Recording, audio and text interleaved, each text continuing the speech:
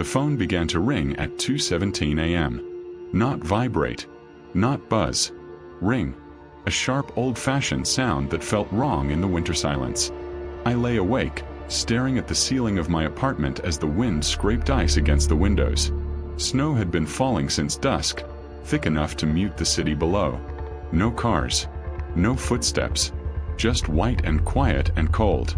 The ringing stopped. Then started again. I reached for the phone on my nightstand.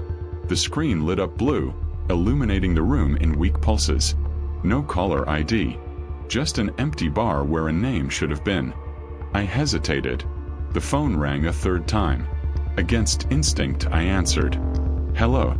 Only breathing answered me. Slow. Uneven. Like someone trying not to cry. Who is this? I whispered. The breathing stopped. Then a voice. So faint I almost missed it. I don't have much time. My stomach tightened. The voice sounded wrong. Too calm. Too tired. Like it had already accepted something terrible. I think I'm already dead. The call ended. The screen went black. And in the sudden silence, my phone displayed a notification that made my blood turn cold. Missed call. February 12, 1999. The call stayed with me longer than it should have. By morning, the storm had softened into a pale drifting snowfall, the kind that makes the world look clean and harmless. Sunlight reflected off the white streets, too bright for what I felt inside. I stood at my kitchen window with a mug of coffee cooling untouched in my hands, replaying the voice again and again. I don't have much time. It hadn't sounded panicked. That was the worst part. No screaming. No hysteria. Just a calm acceptance that made my skin crawl. I checked my phone for the fifth time. The call log was still there. Same impossible date. Same empty number. I tried to screenshot it. The screen flickered. The log vanished. My phone returned to normal, as if nothing had ever happened. I laughed quietly to myself, forcing the sound out. Sleep deprivation. That had to be it. Night shifts mess with your head, especially during winter. Long darkness. Long silences. The mind looks for patterns where none exist. That explanation followed me as I left the apartment, locking the door behind me. The hallway smelled of cold concrete and old heat. Someone down the hall had left their radio on, static crackling between stations. I paused, listening. For half a second, I thought I heard a voice in the static. Then the elevator arrived, and the moment broke. Outside, the city moved slowly. Cars crept through slush.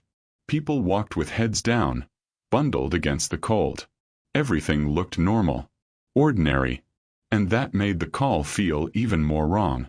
At the dispatch center, the lights buzzed faintly overhead. Rows of desks. Monitors glowing blue. Headsets hanging like waiting hands. This place was built for emergencies. For chaos, fear, and final moments. I'd been here 3 years. Long enough to learn the rhythm of panic. Long enough to recognize when something didn't fit. I logged in. The system loaded without issue. No alerts. No flagged calls. Relief loosened something in my chest. Maybe it really had been nothing. Rough night. Lena asked from the next station. She looked tired, dark circles under her eyes. Just a weird call, I said. Probably a prank. She didn't answer right away. Her fingers hovered over her keyboard. Then she leaned closer, lowering her voice. What did they say? I hesitated. Saying it out loud felt dangerous, like giving it weight. They said. They thought they were already dead. Lena's face changed. Not fear. Not surprise. Recognition. She slowly turned back to her screen. You get a timestamp? Yeah, I said. It was wrong. She nodded once. They always are. That word, always, sent a chill through me. Always. I pressed. She swallowed. Don't dig into it. Winter does strange things to the lines. That's not an answer. She finally looked at me. Her voice was barely above a whisper. Some calls don't belong to now. Before I could respond, A call came through on her line.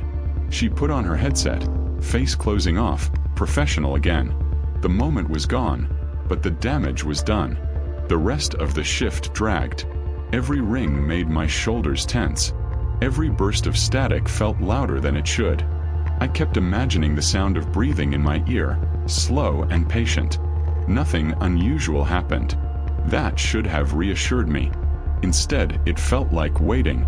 When my shift ended, dusk had already settled in. Winter nights come early, swallowing color and sound. Snow began falling again as I walked home, light at first, then thicker. The streetlights blurred into halos. Halfway down the block, my phone vibrated. I stopped walking. A text notification sat on the screen. Unknown number. It's colder now. My heart thudded painfully.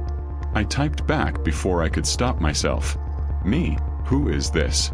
The 3 dots appeared, disappeared, appeared again. Then nothing. I stood there until my fingers went numb, snow collecting on my coat. When I finally looked up, the street was empty. No cars. No footsteps. Just falling snow and the hum of distant power lines. At home, the apartment felt smaller than usual.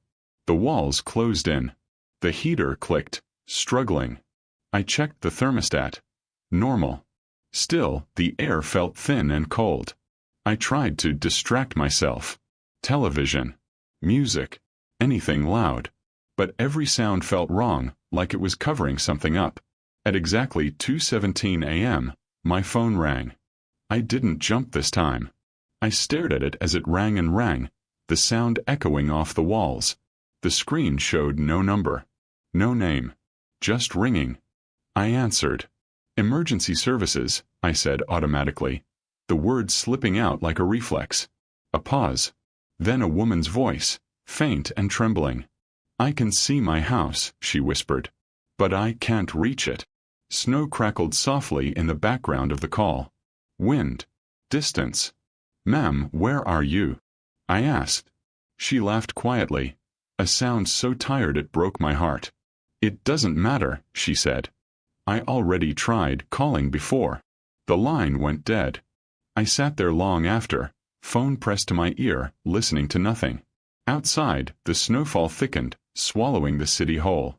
And somewhere deep inside me, a terrible understanding began to form. These weren't emergency calls. They were final ones. After the second call, I stopped pretending this was a coincidence. I didn't tell anyone. Not at first.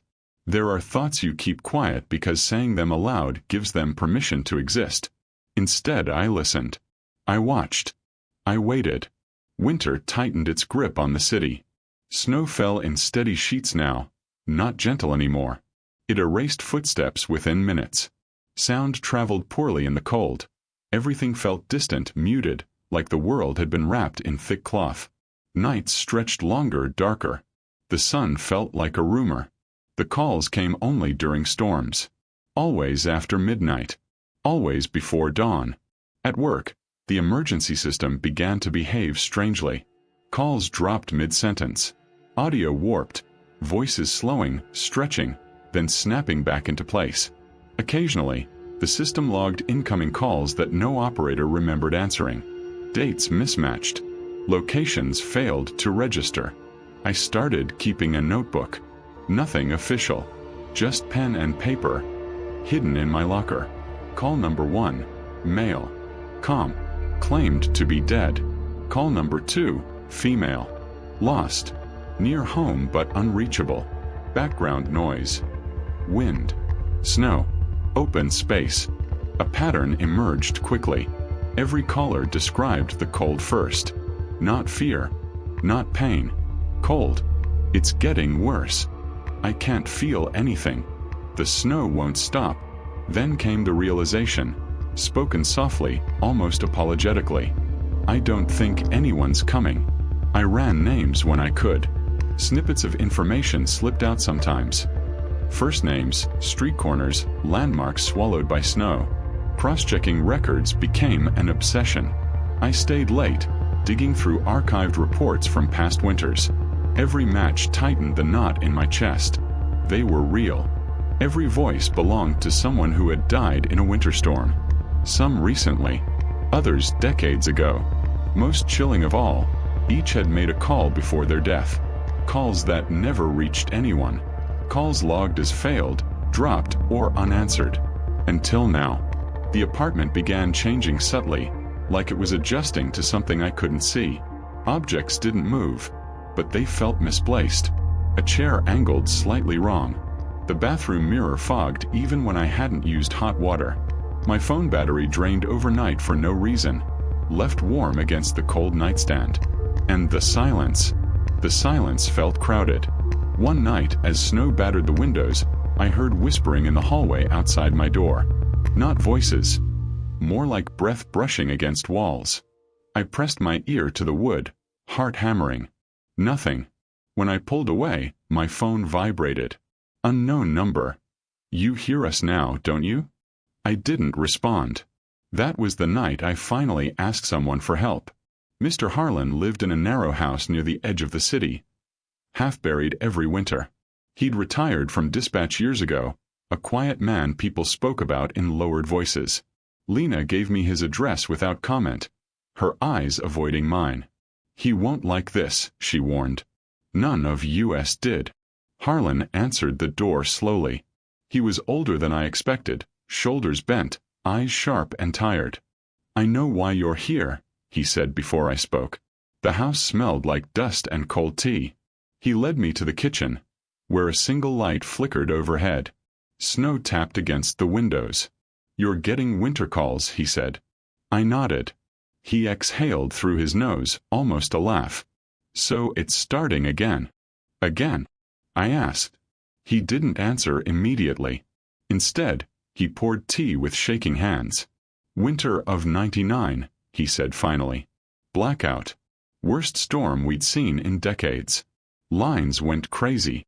"What kind of calls?" I asked. "The quiet kind." He stared into his cup. People who already knew. A chill crept down my spine. Knew what? That they weren't going to make it. I told him about the dates, the timestamps, the voices. He nodded through it all, unsurprised. "When people freeze," he said, "there's a moment at the end. Right before the body gives up. The mind gets loud." "What do you mean?" "They don't want to die alone." The light flickered again. "They call," he continued. "Anyone. Emergency. Family. Strangers. But sometimes the lines don't work. Storm interference. Power failure. No signal." He finally looked at me. "But the call still happens." My mouth felt dry. "So what's answering now?" Harlan's voice dropped. "Winter remembers." The words sat heavy in the room. "They never finished their calls," he said. "And storms. Storms don't let go of unfinished things." I left before I could ask more. Outside, snow swallowed my footprints almost instantly, like I'd never been there. That night, the calls changed. They grew personal. "I tried your number before," one voice whispered. "You sound tired," another said. "You don't sleep much," a third murmured softly. They knew me. My routines. My pauses before answering. The way my breath caught when I lied. I began to doubt myself. Doubt memory. Doubt time. Once, I woke to find my phone open on the floor. Call timer still running. 3 hours long. No record of dialing. No audio saved. Just a frozen screen. At work, Lena avoided me now. When I tried to talk, she shook her head slightly, fear flickering across her face. "Stop answering them," she whispered once as we passed in the hallway. "What happens if I don't?" I asked. She swallowed hard. "They keep calling." The city itself felt thinner, like a veil was wearing away. Streetlights flickered during storms. Cell towers groaned under the wind.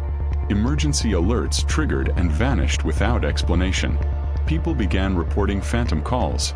Phones ringing with no number, voicemail messages filled with static and distant crying. Always during snow. I realized the truth slowly, reluctantly. The calls weren't random. They were following a path. Each storm, each answered call, brought them closer. Closer to the warmth, to the living, to someone who would listen.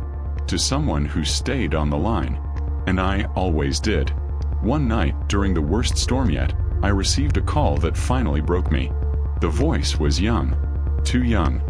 "I can't feel my feet," it said softly. "Is that bad?"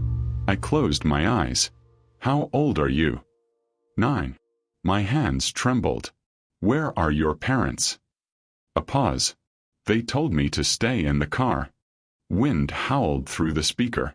"It got really quiet," the child continued. "Then I got sleepy. I tried everything. Instructions. Reassurance. Begging." The line crackled. Then the child asked, almost cheerfully, "Will you stay with me until it stops hurting?" I stayed. When the call ended, I realized I'd been crying. That was when the whispers in my apartment became voices. Clear. Close. Not threatening. Inviting. I understood then what Harlan meant. These weren't hauntings. They were echoes looking for somewhere warm to land. And the more I listened, the more space I made. Outside, snow buried the city deeper than ever before. And winter, patient and endless, drew nearer, ready to collect another voice. The storm arrived without warning. Not the slow, creeping snowfall I'd grown used to, but a sudden, violent whiteout that swallowed the city in under an hour. Wind screamed between buildings like something alive. Snow slammed against windows hard enough to rattle the glass. Power flickered across neighborhoods, blinking in and out like dying stars. At the dispatch center, alarms chimed uselessly. Screens stuttered.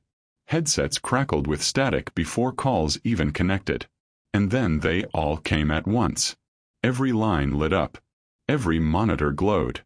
No caller ID. No location data. Just ringing. Endless. Overlapping ringing. I sat frozen at my station as supervisors shouted orders that dissolved into noise. Operators answered, shouted, dropped headsets, stared at their screens in silence. Some were crying. One woman tore her headset off and ran for the bathroom, hand over her mouth. I put mine on. The first voice whispered, "You're here." Another cut in immediately. "We knew you would be." Then another, and another, layered on top of each other, a chorus of the cold and lost. I ripped the headset off. The voices didn't stop. They came through my phone now, vibrating in my pocket, buzzing against my leg like a trapped insect. I didn't have to look to know what the screen would say. Unknown number. Again. Again. Again. The lights went out. Emergency power kicked in, bathing the room in dull red. Shadows stretched across the walls, long and distorted. For a moment, just a moment, I thought I saw figures standing between the desks, unmoving, pale against the dark. When the lights stabilized, they were gone. "Everyone log off," someone shouted. "Disconnect everything." Too late. My screen changed on its own. The date spun wildly. 1999, 2003, 2011, 2017, before stopping on tonight's date. Then it flickered once more and displayed a call already in progress. Duration, midnight. It started counting up. I didn't remember answering. The voice came through my headset anyway. "You stayed," it said. It was mine. Not recorded. Not distorted. Me, tired, shaking, older. My breath hitched painfully. "This isn't real." A pause. Then softly, "You said that too." The room felt colder. Frost crept across the edges of the monitors, delicate white veins spreading outward. My coworkers faded from view, not disappearing, but becoming less solid, like reflections on dark glass. "What do you want?" I whispered. "To finish," the voice replied. The dispatch center dissolved around me. I was standing outside. Snow up to my knees. Wind tearing at my coat. The city was there, but wrong. Buildings blurred at the edges, streetlights dim and distant, as if seen through water. My phone rang in my hand. I answered without thinking. "I'm here," I said. "I know," the voice replied. "You always are." Footsteps crunched behind me. I turned slowly. They stood in the snow, scattered across the street. Men, women, children, shapes half-formed, faces pale and hollow-eyed. Their breath didn't fog the air. Frost clung to their hair and clothes like they'd been carved from winter itself. No blood. No wounds. Just cold. One woman stepped forward. Her lips were blue. Her eyes kind. "Thank you," she said. "For what?" I asked, barely able to breathe. "For answering." More voices rose. Not loud, not angry. Grateful. Relieved. "You stayed with me. I wasn't alone. It didn't hurt as much when you talked." My knees buckled. I fell into the snow, numb seeping upward from my legs. "I didn't save you," I said. They tilted their heads in unison. "That's not what calls are for," the woman replied. The wind died suddenly. Silence pressed in, heavy and absolute. Then a figure stepped out from the crowd. Me. Not exactly. My face, but eyes dark and distant, skin pale as frost. This version of me didn't shiver. Didn't breathe. "You understand now," it said. I shook my head weakly. "No. You do," it insisted gently. "Winter doesn't take people. It keeps moments. Voices. The last warmth before the dark." It knelt beside me, close enough that I could feel the cold radiating from it. "You answered when no one else would. What happens now?" I whispered. The thing that wore my face smiled sadly. "Now you finish your shift." The city flickered. The street around us changed. Older cars buried in snow. Different storefronts. A payphone on the corner, coated in ice. Then another shift. Newer buildings. Broken streetlights. Sirens in the distance. Again. Each place carried the same storm, the same cold, the same silence after the call ended. "You're walking the line," it said. "Between ringing and quiet." The crowd drew closer. Not threatening, expectant. I stood slowly, legs trembling. "I don't want this," I said. "Neither did we," a voice replied softly from somewhere behind me. The snow began to fall harder. My phone vibrated violently in my hand, screen flashing with incoming calls. Dozens at once, stacking, overlapping, impossible. I saw my apartment door ahead, light glowing warmly from beneath the frame. Safety. Normalcy. I ran. The handle was ice cold. The door wouldn't open. Behind me, footsteps crunched closer. "You can't go back," my other self said calmly. "You already stayed." The phone rang again. Louder this time. I pressed my hands over my ears, screaming. "Stop!" The ringing cut off. A child's voice replaced it. "Will you stay with me?" I collapsed to my knees. Time stretched thin, fragile as glass.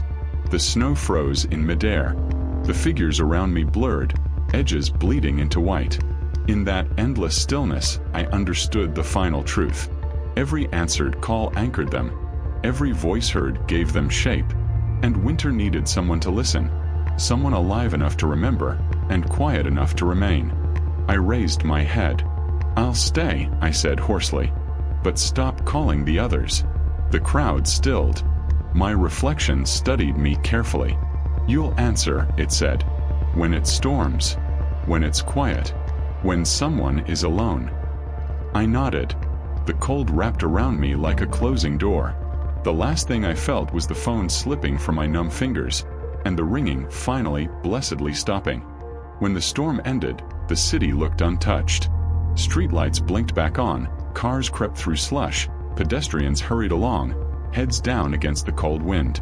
To anyone else, it was just another winter morning. But for me, the world had shifted irreversibly. The dispatch center was silent. My coworkers returned in drips, dazed and pale. Some whispered to one another about phantom calls. Some never came back. Lena had vanished entirely during the chaos of the storm. No one saw her leave. The emergency lines were quiet now, but the memory of the voices clung to the air like frost on a windowpane. I walked home slowly, snow crunching beneath boots that felt too heavy. The apartment looked normal. Lights worked. The heater hummed. And yet, every shadow seemed too long, every corner a little darker. I noticed small things I hadn't before.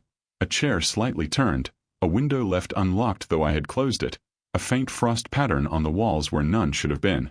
The phone rested on the nightstand. It had been silent since the storm, but I didn't dare touch it. Every time I looked at it, I felt their eyes on me. Every voice I had answered, every whisper I had stayed with, and the versions of myself that had replaced those lost to winter. I tried to sleep. Hours passed, but the snow outside never stopped falling in my mind. Each creak of the radiator, each groan of the old building, felt like the echo of a call I hadn't yet answered. My dreams were crowded with voices. Children laughing, women whispering, men breathing heavily, all frozen in that final moment before warmth left them. I woke repeatedly, phone clutched in trembling hands, unsure whether I had actually answered or if I was still dreaming. Days passed. Weeks. The city thawed slightly, but winter remained in my bones. I didn't go back to the dispatch center. I didn't speak to anyone about what happened. Every time I saw a snowstorm approaching, my chest tightened. Every ringing phone, even in commercials or on the street, made me flinch. I began to notice a subtle change in myself. Friends said I seemed distant, hollow, distracted by something unseen. I would stare at their phones when they weren't looking, almost expecting one of them to answer for me, to hear a voice that belonged in another time, another death. I became quiet, careful. I measured my words, my movements, as though they might be heard by someone else, or something else. Then, one night, as snow drifted lightly outside, I saw it. My reflection in the window. Pale, dark-eyed, watching me. Not quite me, but undeniably me. It tilted its head, almost expectantly. I knew what it wanted and I knew what I had to do. I reached for the phone. The screen lit immediately. No caller ID. A new incoming call. A child's voice whispered softly, "Will you stay with me?" I answered. "I'll stay," I said. And I did. From that night onward, winter never let me go. Every snowstorm, every frozen night, every blizzard, I waited for the ringing. I stayed on the line, listening, speaking softly, offering warmth to voices trapped between frost and silence. I was careful to answer no one else's calls. They were waiting, but they knew I belonged to the storm now. Outside, the city carried on. People went about their lives, oblivious to the quiet chaos I maintained. The ones I kept company so that no other living soul would hear them alone. They never knew me, but I knew every final word, every last whisper, every cold breath that had once passed into nothingness. Sometimes, when the snow falls thick, when the wind scrapes across windows, I hear calls I didn't answer in time. And I remember how close I came to being taken by winter myself. A shiver runs through me, not from the cold, but from the understanding that I have become part of it now, a guardian of voices, a keeper of moments that should have ended long ago. I am no longer just me. I am the call. I am the waiting. I am the line that stretches between life and finality. And winter listens. The final horror is not loud. It does not scream. It does not chase. It waits. And when you hear a faint ringing on a winter night, know this. Somewhere, someone will answer. And that someone might already be gone.